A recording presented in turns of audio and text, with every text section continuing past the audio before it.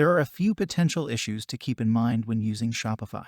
As discussed before, Shopify can terminate your account at any time if their risk team considers at their sole discretion that you don't meet their acceptable use policy.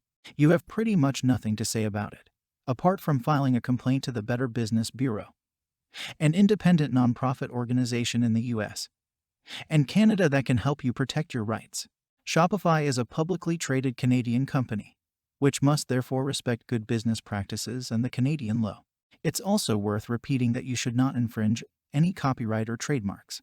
Otherwise, it's very easy for one of your competitors to file a DMCA takedown notice to Shopify regarding your store, hoping that they will shut it down.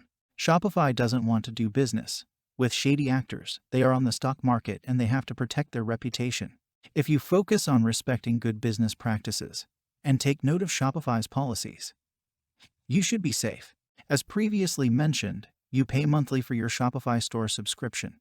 When you start seeing your business growing, you can pay them in advance so you get a discount for your commitment.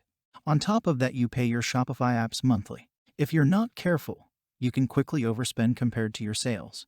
Keep in mind that apps slow down your store. Try to minimize the number of apps. Your wallet will thank you too. Aberlo is a great Shopify app for dropshipping, but they control what you can sell on Shopify. If they decide to block a product from AliExpress, you have nothing to say about it.